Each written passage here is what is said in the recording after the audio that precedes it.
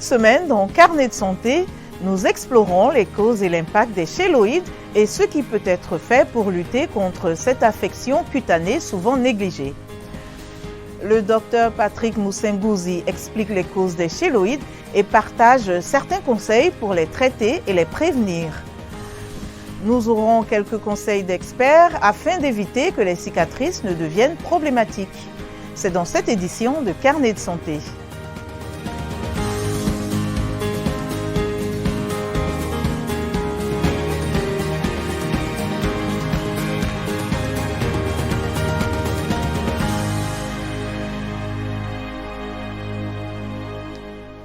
Bonjour à tous, merci de nous rejoindre pour une nouvelle édition de Carnet de santé. C'est une affection cutanée courante, mais souvent négligée, qui touche des millions de personnes à travers le monde. Les chéloïdes sont des cicatrices épaisses et surélevées. Contrairement aux cicatrices classiques, les chéloïdes continuent de croître et s'étendent au-delà de la blessure d'origine, parfois des années après la guérison initiale. Bien que tout le monde puisse développer des chéloïdes, les experts affirment que les personnes à la peau plus foncée sont plus susceptibles d'en souffrir, ce qui en fait un problème significatif dans les populations africaines. Souvent mal comprises et non traitées, ces excroissances anormales peuvent avoir un impact physique et émotionnel profond sur les patients. Qualifiées de maladies africaines et afrodescendantes à cause, selon les spécialistes, des prédispositions génétiques, les chéloïdes touchent de nombreuses personnes au Mali.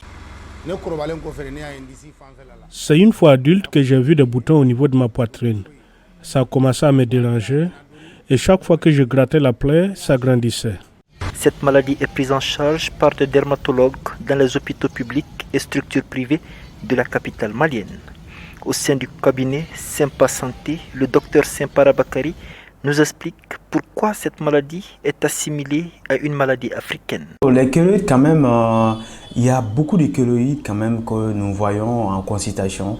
D'accord, donc, et c'est des gens qui sont très souvent prédisposés. Donc, on trouve dans certaines familles qu'il y a ces chéloïdes, il y a une notion de chéloïdes, des parents qui ont eu ces chéloïdes.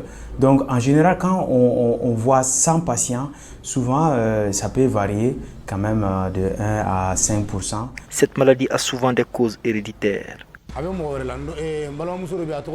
Dans ma famille, il y a ma sœur qui a la même maladie. Elle est mariée avec 6 enfants. Elle était venue pour un traitement à Bamako, il y avait du mieux. Elle est retournée, mais j'ai appris que la maladie a encore repris. Au Mali, la base du traitement par les spécialistes, ce sont les corticoïdes injectés dans la masse, la chirurgie avec des risques de récidive et le traitement par le froid qui amoindrit les risques de récidive.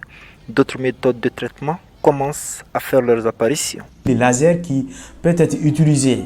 Bon, le laser, ce n'est pas trop disponible quand même dans notre contexte, mais dans certaines structures, bon, il n'y en a pas beaucoup, on peut trouver les lasers, donc ça quand même améliore beaucoup la texture quand même de la chéloïde.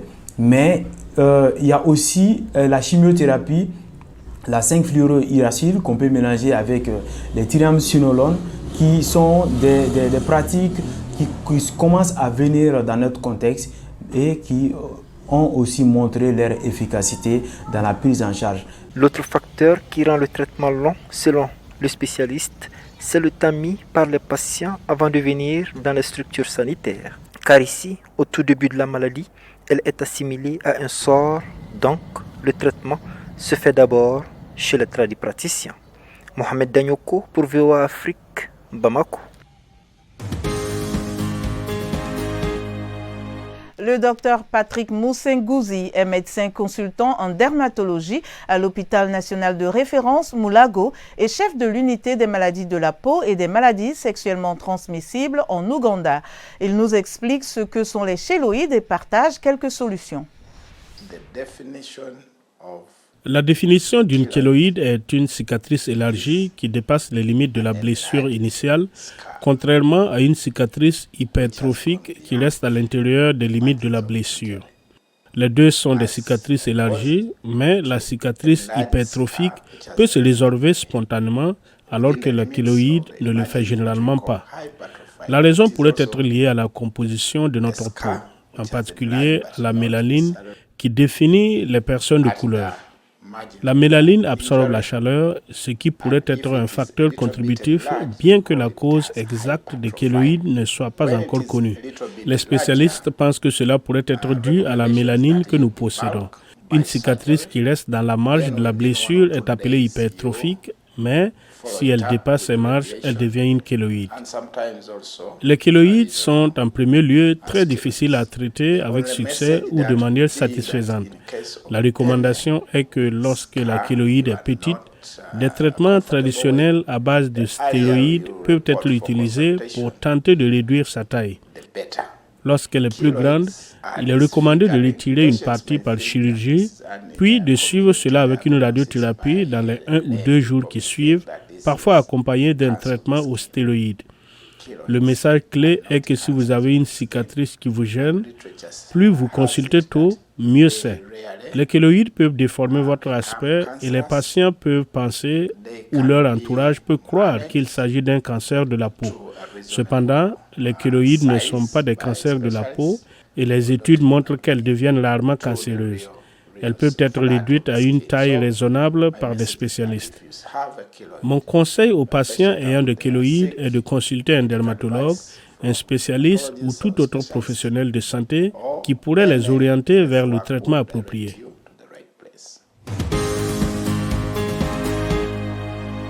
Nous avons demandé votre avis sur les chéloïdes et comment mieux soutenir ceux qui souffrent de cette affection cutanée. Voici quelques réactions du Nigeria. Je ne connais pas grand-chose à ce sujet, mais j'en vois chez certaines personnes. Je pense que les responsables du système médical devraient sensibiliser davantage les gens afin de les aider à prévenir ou à traiter cette maladie. Les kéloïdes, ce n'est pas quelque chose de dangereux, mais si vous pensez que vous n'êtes pas à l'aise avec ça, vous pouvez aller chez le médecin ou l'hôpital le plus proche pour expliquer votre problème. Vous voyez, même quand vous êtes venu nous en parler, nous ne sommes pas tous au courant. Je pense donc que la plupart des gens ne connaissent pas les kéloïdes. Certains connaissent peut-être le nom, mais ne savent même pas ce que cela signifie. Les kéloïdes, je ne pense pas qu'elles puissent être prévenues d'une certaine manière, mais selon ma compréhension, ce qui cause les kéloïdes, c'est peut-être un excès de protéines dans le corps. Le fait que lorsque vous êtes blessé ou quelque chose comme ça, vous devez éviter trop de protéines. Je pense que les kéloïdes peuvent être guéris de cette manière. Je pense que le médecin peut juste utiliser une petite crème. Je pense qu'il y a une crème spécifique qu'on peut appliquer. La plupart du temps, chez moi, on utilise du miel pour réduire cela. Non, je n'en ai jamais entendu parler. Eh bien, je ne pense pas qu'il y ait suffisamment de sensibilisation. Si c'était le cas, je serais au courant. C'est le genre de cicatrice qui apparaît après une blessure ou peut-être une blessure profonde. Non, les gens ne sont pas vraiment conscients de ça. Après une blessure, une cicatrice est censée être là. Certaines personnes voient cela comme quelque chose de normal. Je pense qu'ils devraient sensibiliser ceux qui en ont et ceux qui n'en ont pas. Ils devraient également sensibiliser à propos des kéloïdes, c'est ce que je pense.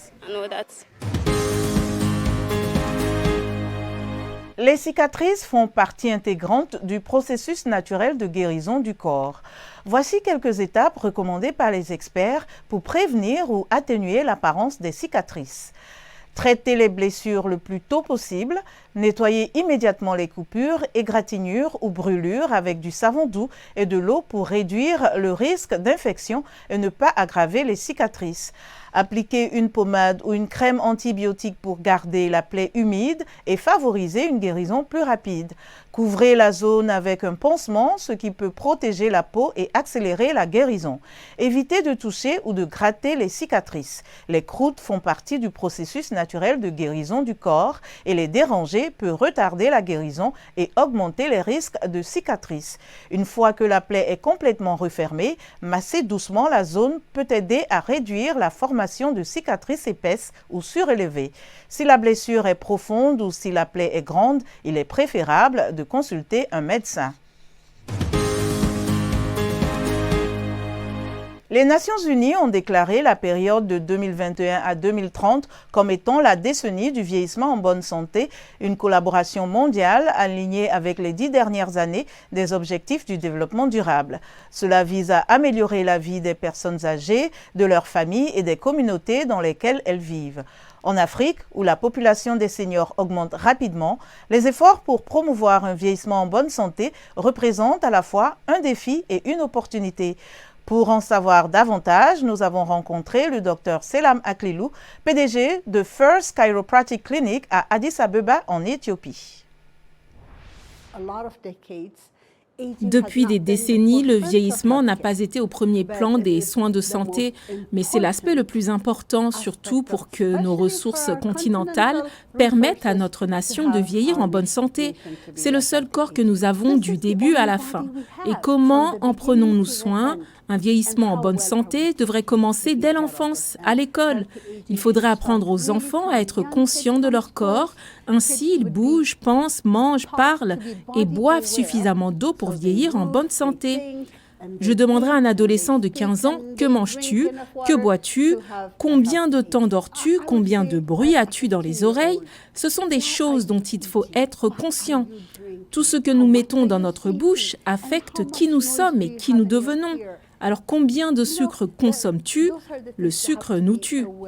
Alors protégeons nos pensées, faisons attention à ce que nous écoutons et à ce que nous répétons. Ce sont des éléments qui, selon moi, nous aideraient à bien vieillir. Saviez-vous que notre corps peut inverser le processus de vieillissement? Si nous faisons attention, si nous mangeons correctement et si nous bougeons correctement, le mouvement n'a pas besoin d'être grand. Il peut être simple, mais quotidien. De petits mouvements chaque jour, bien manger, boire beaucoup d'eau, se reposer, même après 65 ans, une personne qui prend sa santé au sérieux peut biologiquement inverser son âge de 20 ans. Si nous prenons 10 minutes au réveil le matin pour être vraiment présents à notre respiration, en étant conscients de notre souffle, en établissant une cohérence entre le cœur et le cerveau, c'est quelque chose qui me tient vraiment à cœur, ressentir de la gratitude pour la vie, boire beaucoup d'eau et prendre vraiment soin de son corps. C'est le seul véhicule que nous aurons du début à la fin. Alors, comment enseigner à nos enfants à bien bouger, bien manger, bien penser dès l'enfance ? Lorsque nous atteindrons l'âge adulte, ce que nous avons mis en place continuera à agir dans le domaine du bien-être pour rappeler aux gens que le corps se guérit lui-même. Si nous pouvons apprendre aux gens à prendre soin d'eux-mêmes, cela représenterait un investissement au départ. C'est un coût, mais il serait largement utile d'avoir une nation bien plus en bonne santé. C'est tout pour aujourd'hui. Pour plus d'informations sur la santé, les percées dans le monde médical et aussi des conseils pour votre bien-être, restez connectés sur voaafrique.com.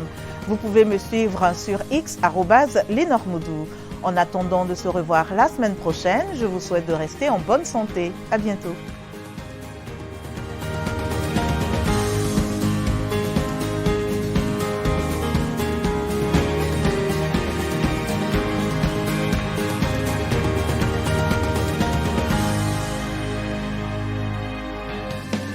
Des chroniques, des reportages, des témoignages recueillis sur le continent et ailleurs. Chaque semaine, je vous donne rendez-vous pour une consultation avec nos experts. Carnet de santé vous donne la parole pour leur poser vos questions et recueillir leurs conseils. De Washington, LenorMoudou vous propose Carnet de santé, votre nouvelle émission de santé de la Voix de l'Amérique. Dans des Fulbe, votre nouvelle émission tous les vendredis de 16h30 à 17h temps universel sur VOA Fulbe. Dans des Fulbe braque ses projecteurs sous les jeunes, leurs ambitions, leurs projets, leurs défis. Dans des Fulbe, c'est aussi la vie de la communauté Peul, sa culture, son identité, sa résilience et son avenir dans un monde qui change. Restez connectés et découvrez toutes les facettes de cette vaste communauté, riche par sa diversité. Dans des Fulbe en FM, ondes courtes, sur la fréquence des 7630 kHz, sur nos réseaux sociaux et à travers nos stations partenaires en Afrique. Dans des Fulbe, de 16h30 à 17h temps universel sur VOA Full Day.